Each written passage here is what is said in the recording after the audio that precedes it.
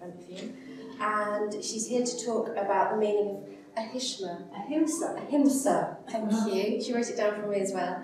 And its relevance to yoga and veganism. And I'm a vegan and I'm really interested to hear what you have to say as well. So, welcome to Pam.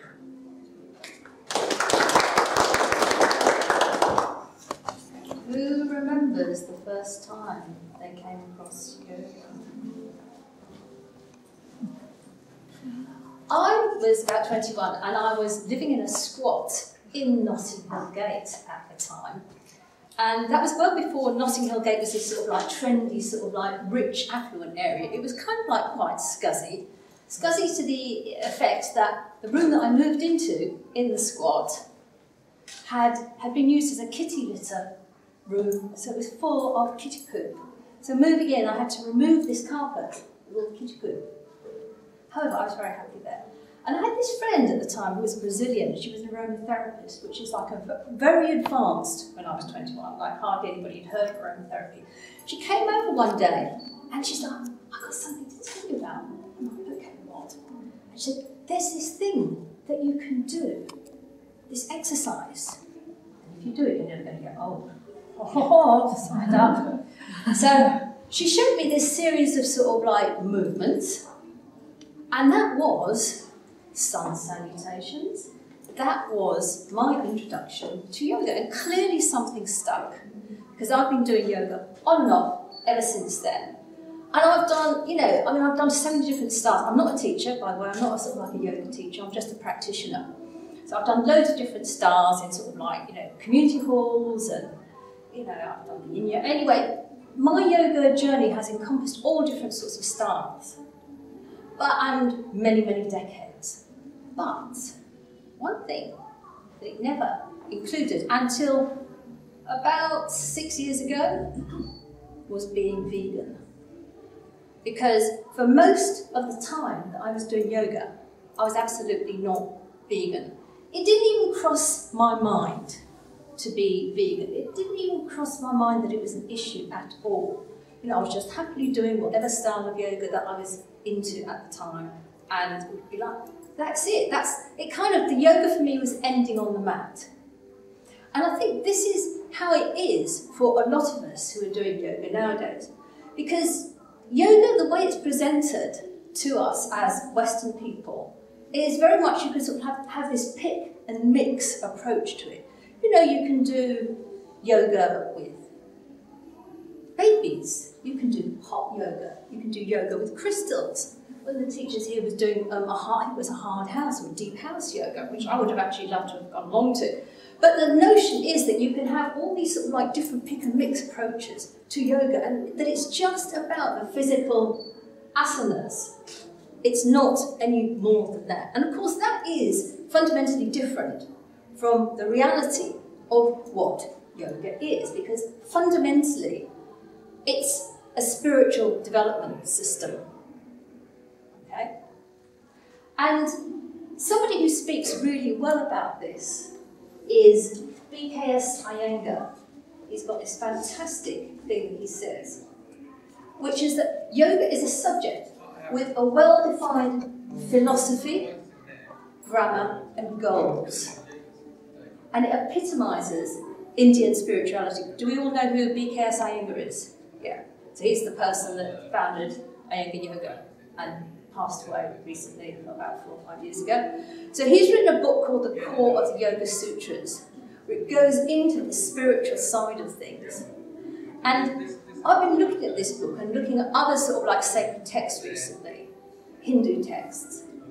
And it's quite amazing to find out how systematic the yoga approach to living a good life is. I mean, I've personally been shocked by it, as I've been doing yoga for decades. But when you start to look into it, it's like, oh my God, it's an actual system for making a difference in your life. And it's fundamentally not meant to just be on the mat. Now, has anybody heard of Patanjali? Patanjali.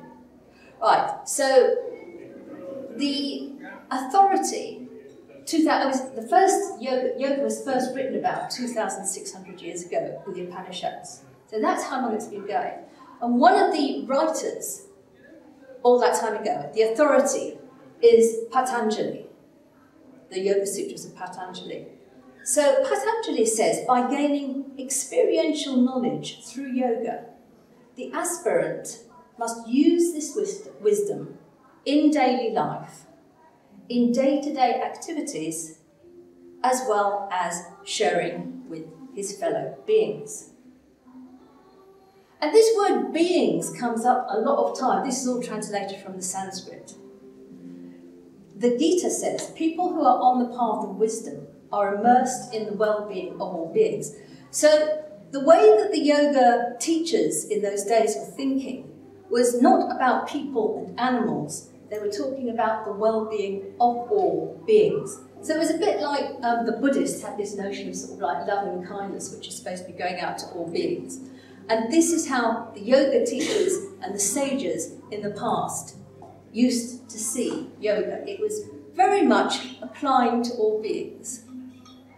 They said the sage sees with an equal eye the learned and humble Brahmin, a cow, an elephant, a dog, and an outcast. These different levels, this is a very key point. These were the different levels in Indian society in those days. The Brahmin, which is the priest caste, a cow, which is a sacred animal, an elephant, which is quite a sort of like revered animal, a dog, which is an animal which is not liked at all, and an outcast, which in Indian society in those days was a human being who was from the castes that were basically considered as not human. So basically, what they're saying in this quote is that everybody, all beings, should be seen in the same way. They're all equal. Now, more than that, a key part of yoga that we really don't hear about was the word that our friend who did the introduction was stumbling over, ahimsa. So, who has heard of ahimsa? Brilliant, fantastic. So, ahimsa, which is one of the core tenets of yoga, means non-violence. There's a lot more to it than that, but fundamentally what it means is non-violence. And in the yoga system that was being written about 2,600 years ago and ongoingly, ahimsa was non-violence to all beings, and it was the first, they had these things called like yama, which were like the Ten Commandments, only how the Hindus could live sort of like a happy, harmonious life as a society. And ahimsa was the first yama. So you've got these things like the Ten Commandments, which is like, you know, do this and live a happy and harmonious life. And ahimsa was the first one. So that shows you how seriously this notion of non-violence was seen. Now, another quote about ahimsa is that ahimsa is important because it makes, the effect of ahimsa is to make those who hate each other become friends. Those who hate each other become friends, which I think we need more than ever in this society, in this day and age. It's talking about being consistent. But remember, ahimsa also applies to the animals. It's not just, it's to all living beings.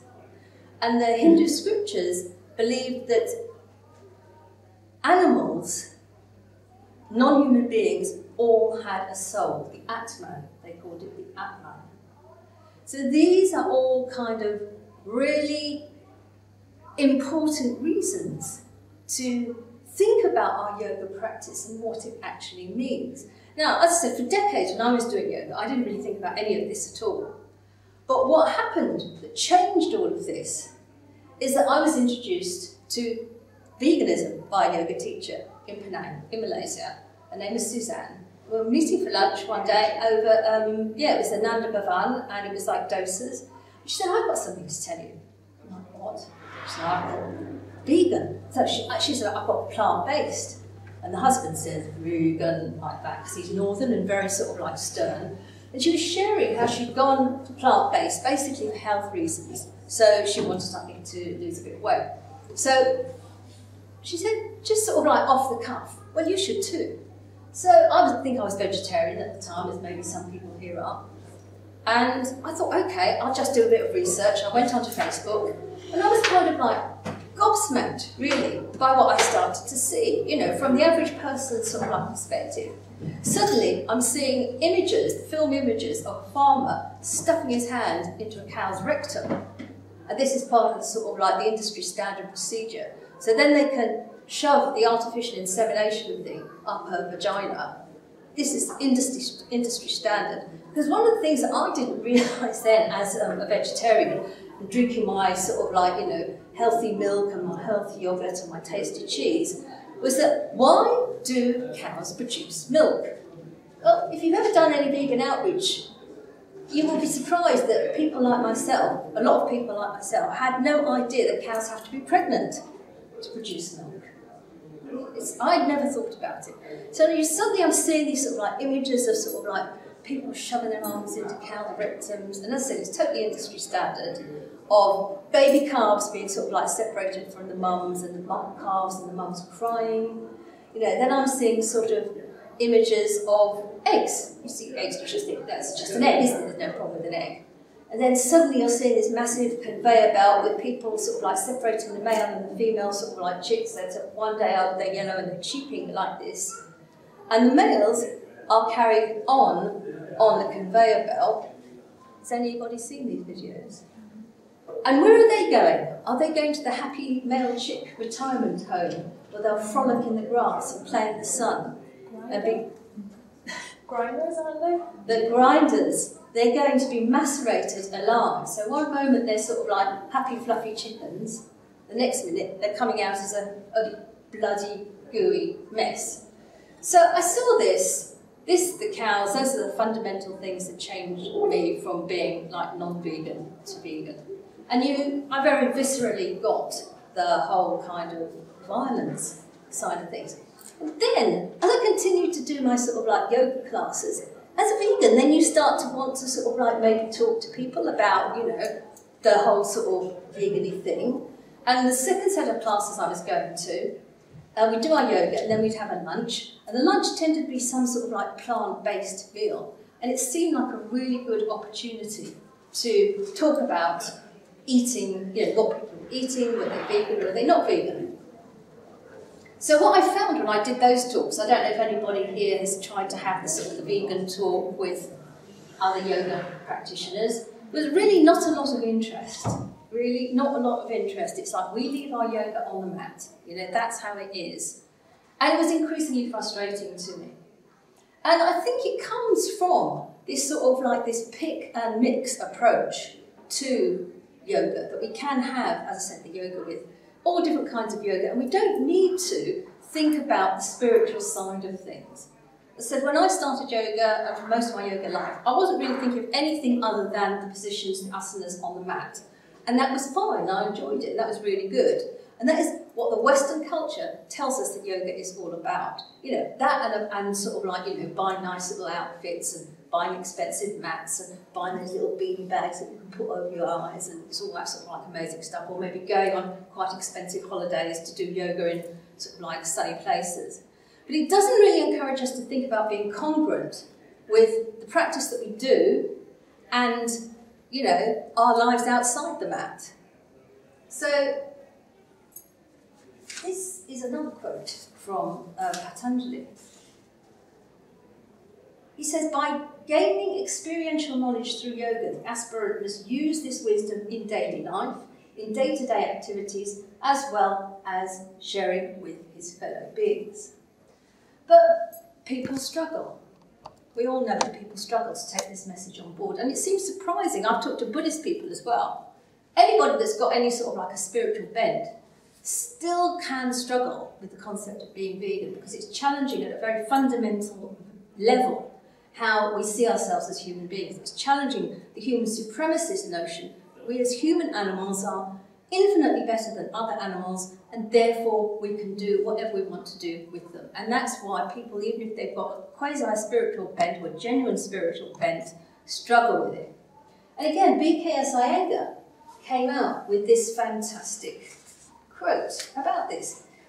He said, people have lost their sensitivity to be able to work intelligently with the body, which is the soul's support. And again, this is an Eastern concept that the body and the soul are absolutely intertwined, interconnected. Whereas in the Western culture, the way of thinking is that the soul, whatever you call it, or the spirit, is completely separate from the body. And really the body is kind of like down there and the soul is up there. It's definitely separate in the Western culture. Whereas, as I said, in the Eastern culture, as probably a lot of you know, the soul is seen, in B.K. Iyengar's words, as, the body is seen as the soul's support. He carries on. Sensual enjoyment and pleasures have become the fashion. I think we can all sort of like identify with that. In place of the true culture of physical, mental, and moral harmony. And I think it's interesting to reflect on these kind of things in terms of what we're trying to achieve with our yoga. Now, when I was doing yoga before I became vegan, I would tend to refer to it as a moving meditation. But I don't know what I really thought I was doing. Having a moving meditation, which is all about peace and love and, namaste and stuff like that, and torturing innocent animals to death, which is what I was doing for most of my yoga life, as I said, until about 7 years ago. I was a serial animal abuser and murderer, like most people who practice. Where are we in terms of walking the yoga talk? Where are we really walking the yoga talk? No, we're not. We're just leaving the yoga behind on the mats, which is not how it was designed to be. And we're missing out on a fantastic opportunity there of self-reflection, self-progression, and actually healing the societies that we live in, which are broken beyond words. The societies including the animals as well as the human beings. Everyone. So this was epitomised, this split was epitomised. So I've been doing Ashtanga yoga for a while now, and about 5 or 6 years. And what I found was that you have because it's like mainly a sort of like a self-practice thing, I went on Facebook and there'd be sort of like discussion groups about Ashtanga. And often, because it's seen as quite a sort of like a rigorous style, people talk about diet and food and what you should be eating. And, people talk about, protein and meat. Some people pipe up and say it's about vegetarian is fine, I'm vegetarian. And then I would contribute, generally sort of saying, when I was vegan, well, vegan, we should all be vegan, shouldn't we? And Ahimsa, walking the talk, non-violence. And I'll never forget what happened. There was a response to this that I still find shocking to this day. Some woman responded, and she said, "But what about the violence to yourself?" She was equating being vegan, not torturing animals to death, with some presumed violence to oneself. Which, any of us who are vegan here, it's still sort of like jaw-dropping, but it was obviously a sincere comment. So I think in order to understand, and probably there's a lot of people on the mats, not necessarily in this room, but perhaps we all know people outside this room, who perhaps could benefit from a little bit of an understanding about violence. So violence is, as I was saying, you've got the farmer sticking his arm into the cow's rectum. That's violence. Having the cow, because after the first couple of times that this has happened to a cow, they'll try and escape. So they're held in something that is called a rape rack, as some of us obviously know. Violence is when the mother pig is held in a gestation crate. You can't turn around. And you can see when you look at the videos that, their eyes, they're in hell, they've gone mad. They've got the intelligence of a 3-year-old child. And they are just dying inside. Violence is when, as I said, you see the baby chickens being ground up alive. And I think we should be happy, well not happy, but feel free as vegans to talk about this. To the other practitioners on the mat, outside of our own sort of like little vegan circle. Sometimes it can be difficult. Yes, of course it can be difficult.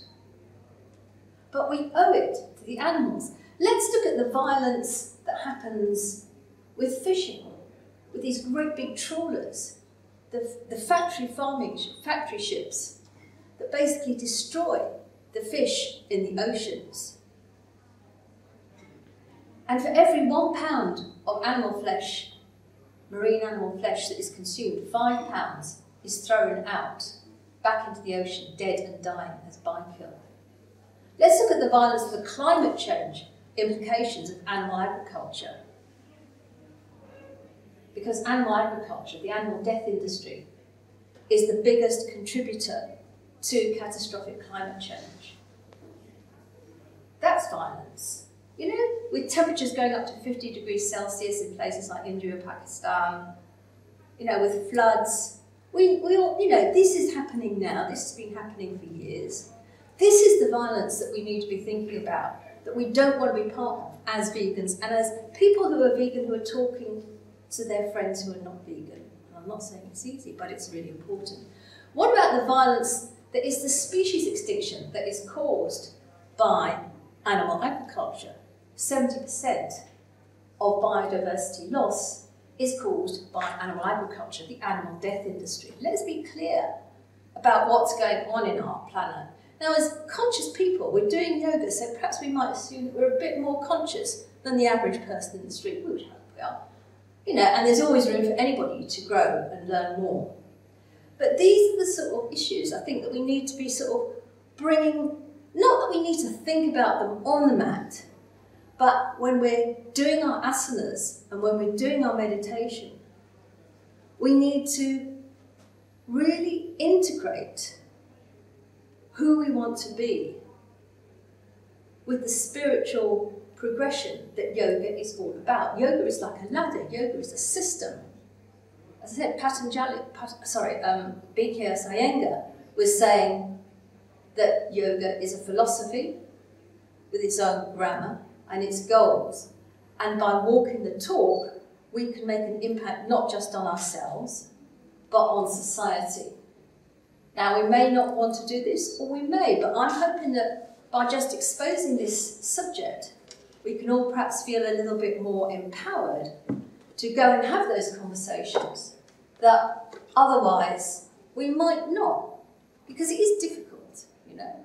And if people here are not vegan, maybe they would like to have a think about the choice that we have to be, as I used to be, a serial animal abuser and murderer, and being a vegan.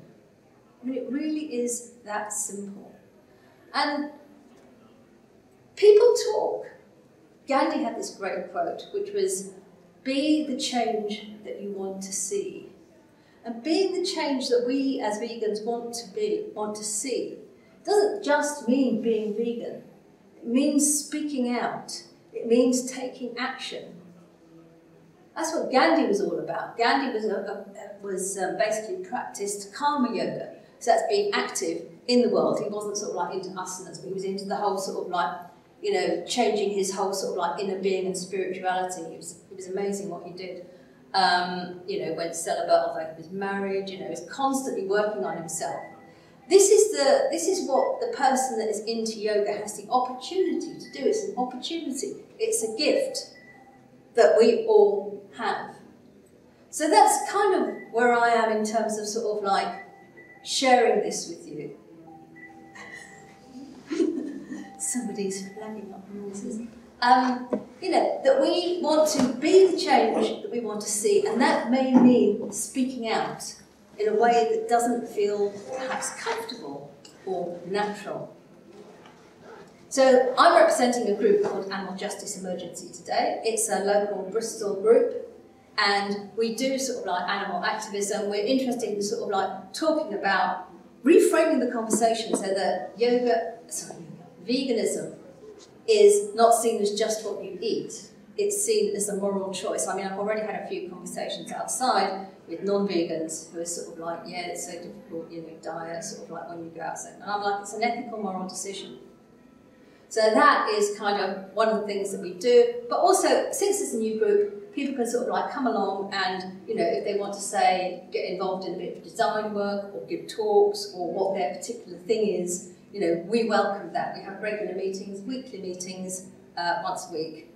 I'm currently in Old Market. So that's us, Animal Justice Emergency, trying to sort of like make a plea for walking the Ahimsa talk off the mat. And that's really, I'm happy to take questions, but thank you for your attention today.